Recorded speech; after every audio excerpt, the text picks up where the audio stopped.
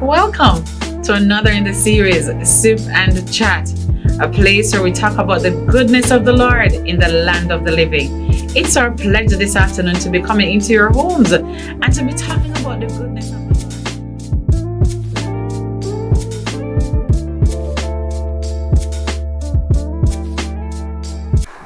Lord. Welcome to another in our series, Sip and Chat.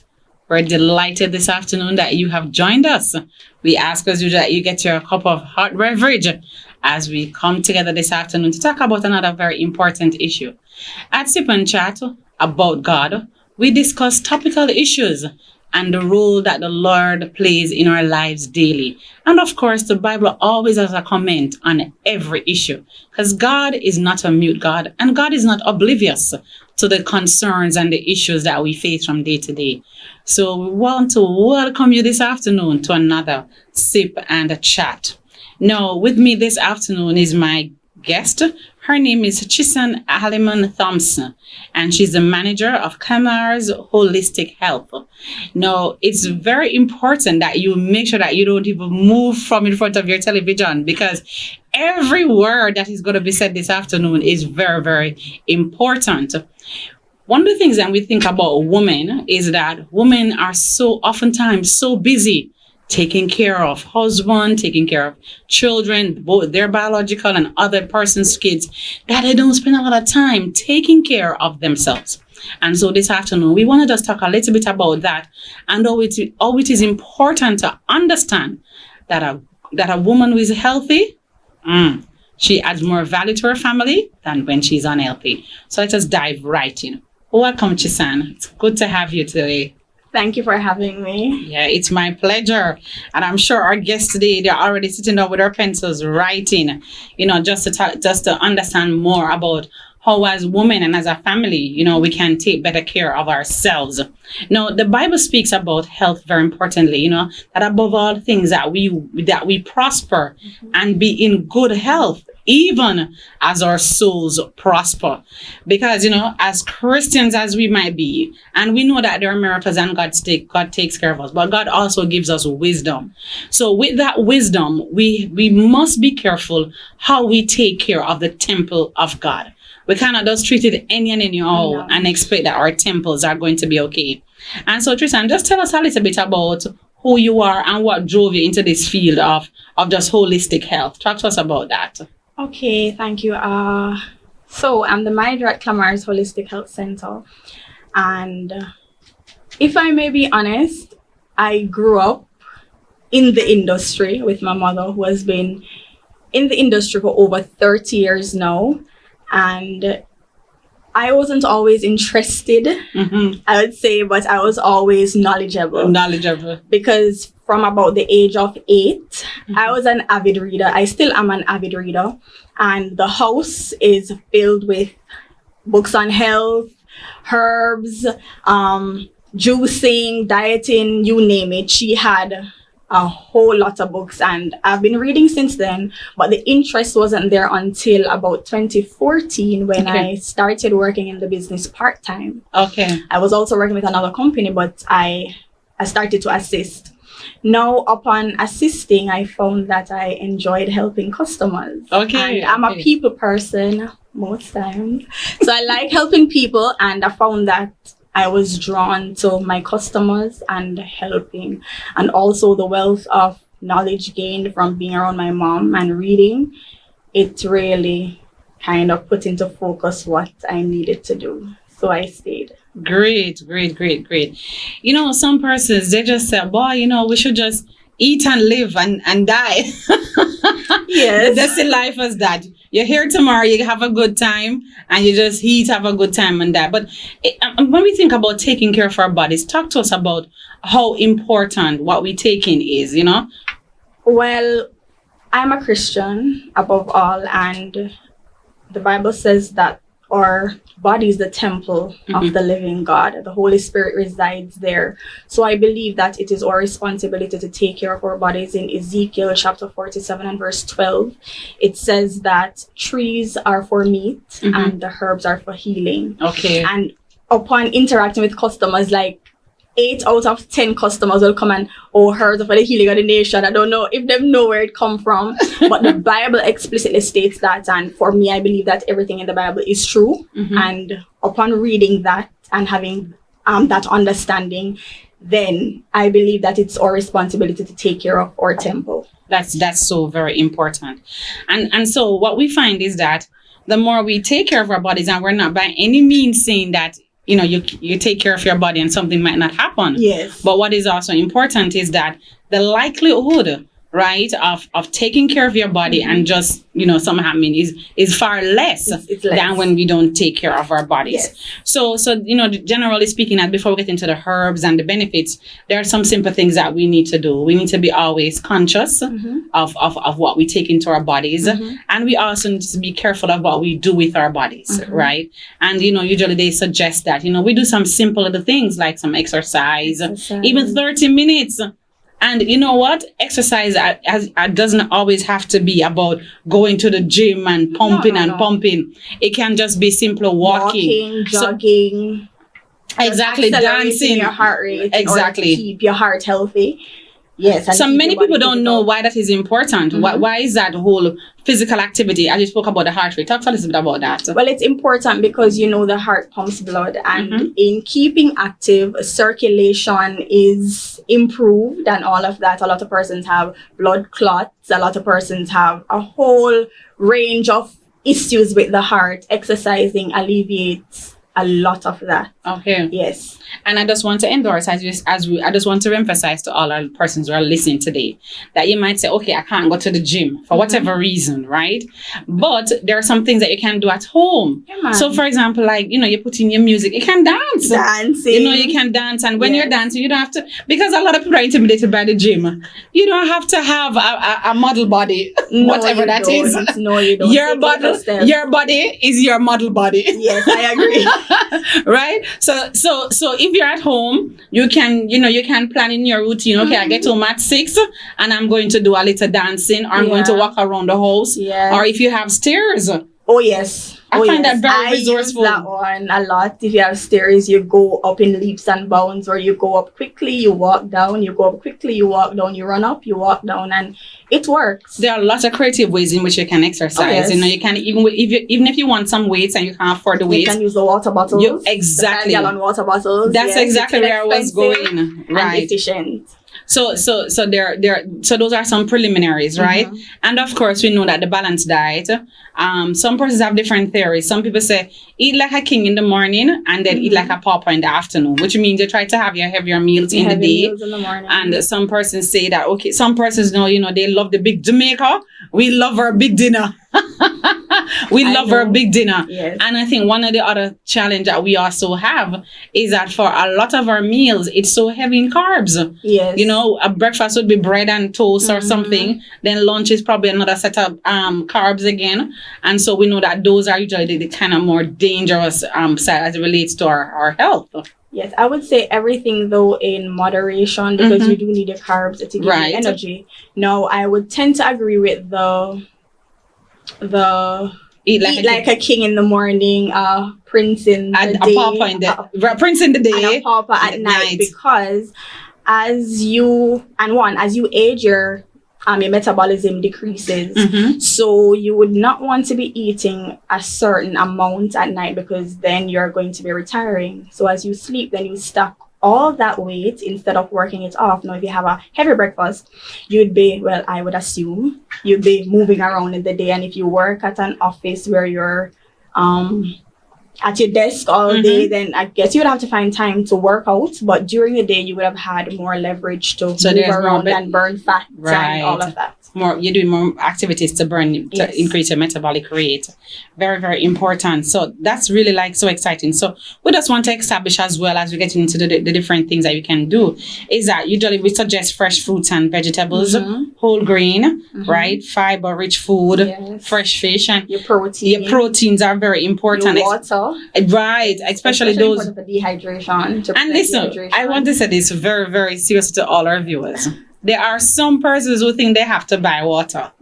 Once you have your water bottle, fill up before you leave home. Yes. You know, fill up your bottle before you leave home. And I mean, some persons don't like, you know, when it has in ice, but you can have your room temperature water. But what I'm recognizing, Chisan, is that there are some things that we recognize, we see them as a challenge, but when we put them in perspective, there is a way to get around them. Oh, yes. Right? So you might not, there's one we have to have another shop, but is it the corporate woman and the Dex food, where we eat every single thing at our decks.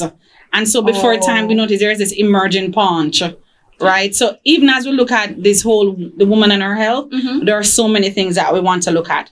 But as we think about the different things that affect women, the different illnesses, I think I was reading somewhere where it says that, for example, diabetes is one of the leading cause of death among women.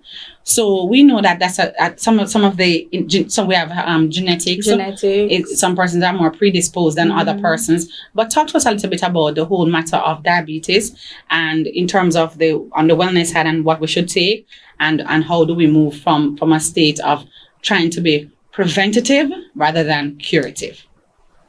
All right. So diabetes, yes. 9 out of 10, or I'd say maybe 8 out of 10 of the persons I come in contact with have either hypertension, diabetes, cholesterol problems. Now with diabetes, and yes, women, we tend to take care of everybody else and we put ourselves last. We need to stop. We need to take care of ourselves first. The Bible tells us, love your neighbor as yourself. So you ought to look after yourself first before you're able to look after others. You look after the husband, the children, and everyone else but yourself. No, a lot of you are affected with blood sugar problems. There are herbs that are available that you can use to kind of monitor it.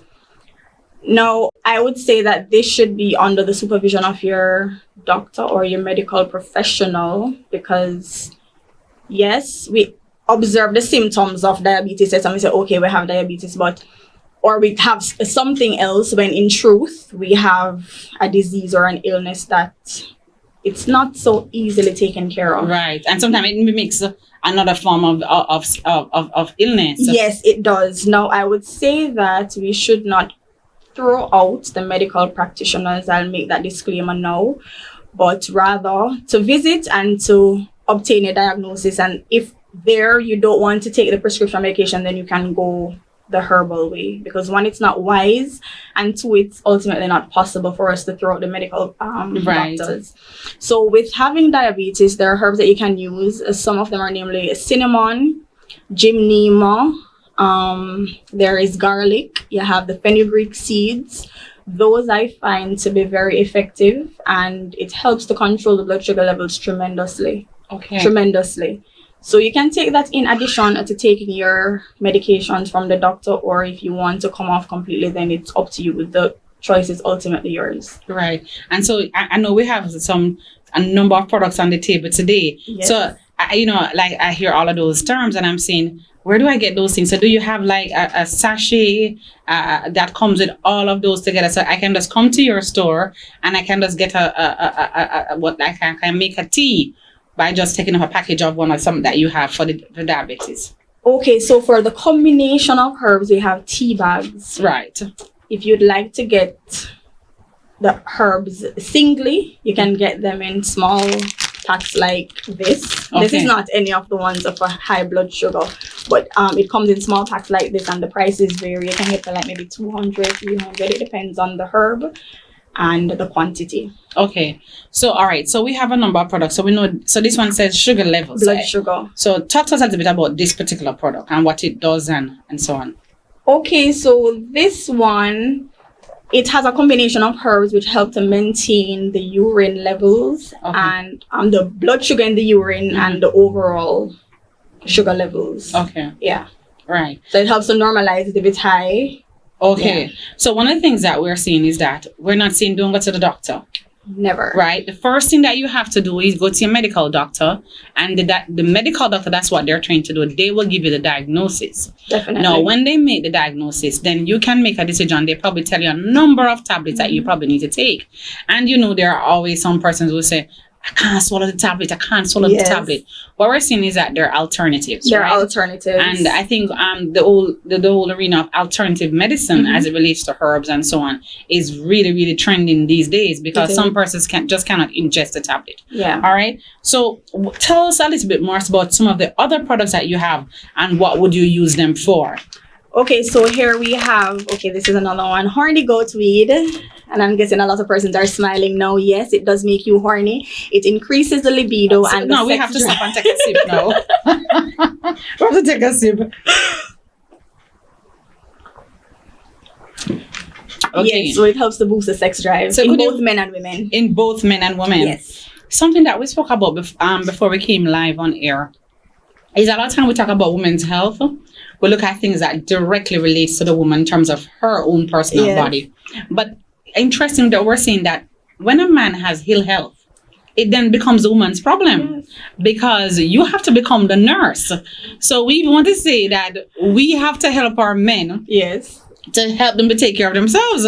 First of all, they don't like to go to the doctor. No. I mean, the common phrase, "My good man, my good man, yeah, man, my good." My you know, I'm not talking to a lot of men out there, right? But we want men to know that when they're not in good health, that is automatically our problem. Yes, and it affects the women too. It affects the entire household because the kid's gonna come and say, "Mommy, is daddy okay?" Yes. And so on. And we know sometimes they're really trying to tough it out. If they have a flu, they wrap up under the sheet and say, "Yeah, sweat it out, man, sweat it out," right?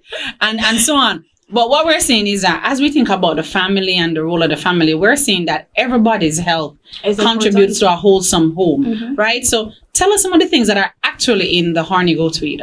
Well, it's just the horny goat weed. It's a herb in itself. And the men truly, truly, truly love this herb. Both men and women are able to take it. But the men truly love this herb because of what it does. Oh, okay. So I'm sure our male guests are saying it helps them in areas that others. So I'm thinking that from I've never had it before, but you can try it. But I'm thinking now that some of the challenges that usually affects both women's health and men's health is like low libido, inability to reach an orgasm. We have reduced response to sexual stimulation and not natural lubrication for sex and so on. So what I'm hearing you say is that from this, it stimulates, it will stimulate the men to become more responsive. So both men and women I find that even after having a child, the women's libido kind of decreases. And sometimes men don't understand this. Sometimes the women themselves don't understand this. But it's a known fact that after you have a child, then for a period of time, your libido may not be at its optimum level. Actually where it was before. And I think that's so important, and that is why this program, like some of the other programs that we hear, are so important, because sometimes these things can have very catastrophic effect on relationships, because you hear the man saying like, you're no longer interested in me. When that's not the case. Right, this child has now become the center of attention. And so with knowledge is really power. It's power. So with knowledge, we are understanding that sometimes after childbirth, woman's libido can go down. And so what we're saying is that some of these things you just have to become knowledgeable of and then see how you can work out your relationship. Yeah, because you have like the horny goat weed, you have your maca, your sarsaparilla, you have your damiana. Okay. Yes. This is all new You knowledge. have your ginseng, all of that helps to boost the libido. Right. Yes, you have your tonkat ali, your pygium. Yes, all of those are herbs that really help to I am so impressed make you feel good. Right. I'm so impressed by your knowledge and recall of all of those terms, right? Yes. And as I said before, the knowledge, even in the body of Christ, is not a sin to say I have a little low libido. No, it's not. It's not a sin. Not. And I find that one of the things I find, with people is that sometimes we don't talk about things because we feel like it is so bad, for a brother to go to another brother and say, boy, yo, I'm not there, But guess what? When we are able to come to a point where we are honest with ourselves and open and get help, if you get that help, if you have a challenge, you're not only helping yourself, but you're also helping another person. Yes. And that is why even on this program, we want to use it as well as a means of educating. Yeah. Because there are persons who are out there who are really faced with serious challenges. And don't know that these things Exist and probably just feel ashamed. Yeah. You know, they just call it just feel ashamed, boy, this is what is happening to me. But sometimes, as you said earlier on, our bodies go through different phases, and sometimes not even age, just sometimes you're taking other medications as well. And sometimes it's stress. Stress. Other factors influence. I mean, I can imagine even this COVID, I'm sure, you know, there are so many things, a man losing his job or a woman losing her job. Oh, definitely. Those things affect your mental health. Now, mental health of a woman and a man is another serious issue. Yeah. As we move from sexual health, look at diabetes and we look at blood sugar and so on. When it comes to mental health, stress, the everyday issues, talk to us about what can we do apart from those, you know, the regular medication? What kind of natural herbs can we just take to just become more calm? Okay. First of all, I would say pray and find someone to talk to. In terms of herbs, I would recommend herbs like chamomile, lavender, your soursop leaf, good old soursop leaf that you used to pick off the tree and boil. It's a calmative. It really calms you down and keep you at a level. Right. Yeah, so that one is also very good. You have your lemongrass, you have your lemon balm. So those are herbs that really help to improve the mood and to combat stress and anxiety. So, and I'm sure some persons have these outside, you know. Yeah, man. And, the lemon. And the lavender. Right. Yeah. So we're hearing about the lavender. We're hearing about the chamomile. I know they always talk about that. You know, it's really good. And hops. And the hops. Is and another then, one. Right. So what we're saying, ladies and gentlemen, there are many things that we have in our own backyard. So when we talk about herbs, we're not talking about no hocus pocus herbs. We're talking about the good old bush tea that you used to drink, what your grandma used to give you, your mother used to give you back in the day. Yes, they work. They do work. Let me tell you, the soursop. The soursop, I mean, I grew up on, you know, we used to have soursop tea. We used to have orange peel tea. And I find that every now and then I hear, like, you know, one of those movie stars will come out and say, oh, they found a new wonder fruit or wonder something. And guess what? It's the same things that we have here in Jamaica. The soursop leaf, the star fruit. That's the other day they were saying star fruit is a new wonder fruit. Yeah. And I'm saying, no, I'm sure that now that a movie star has said it, people are going to start eating their star fruit. Yes. But I believe that even this little island, Jamaica, we are so blessed. We are so blessed because there are so many things that does grow naturally. In our homes, in the wild, and they're so very good. One of the things that concerns women a lot, though, is this whole matter of cramps. Oh Lord! Just before I came to you, I saw one of my little, I call her my little daughter. I only have one child, as you know, right? Yes. But I have so many children, and her face was all nutty and twisted. And I'm like, "What is wrong with your child?" And she's like, "Where wasn't a boy?" I said, like, what? Are you crazy?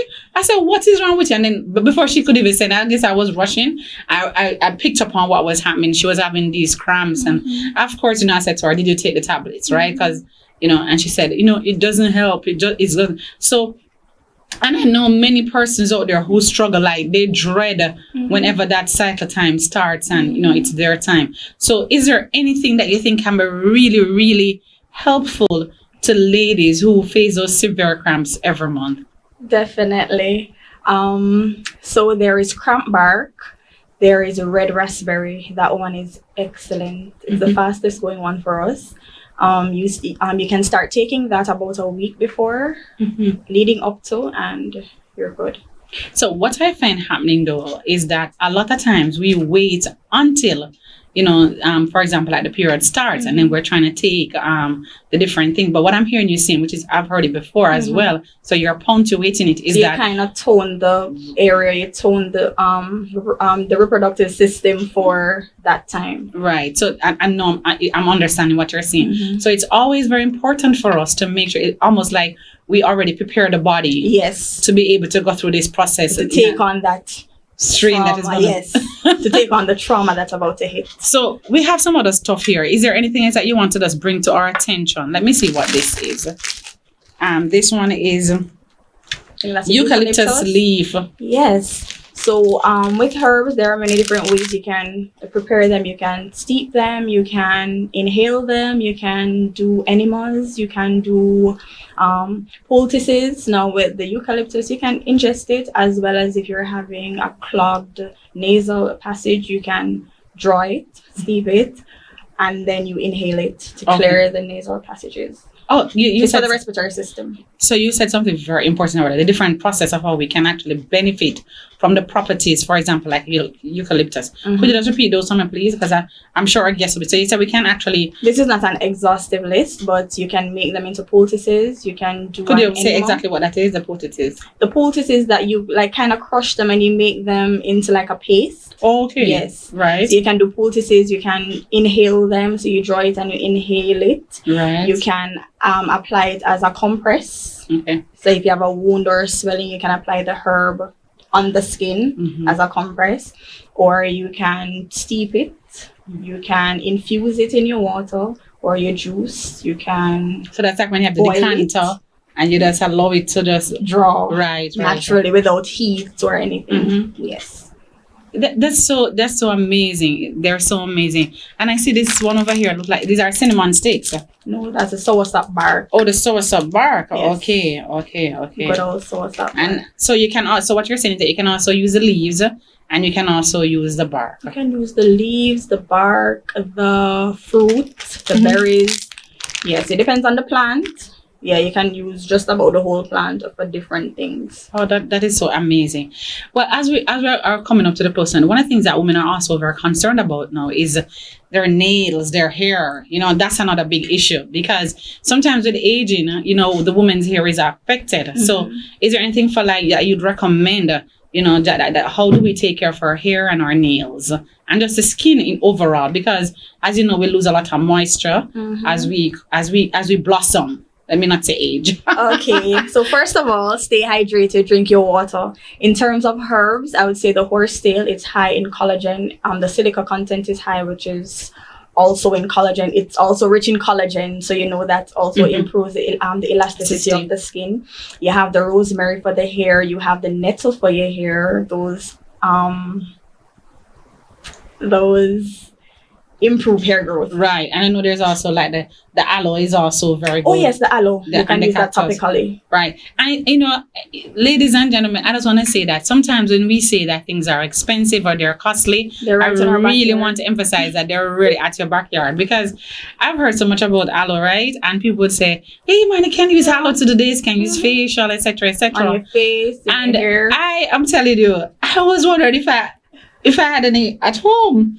And just because we had the conversation, I was walking and recognized I had so many. I had so many aloe plants right there. It takes time, but it also takes patience. A lot of discipline. Right. So you must have the determination to say, hey, I'm going to do this for me. Right.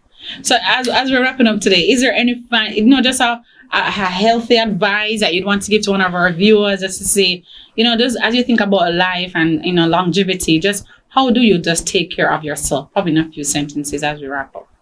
Okay, so herbs are for the healing of the nation.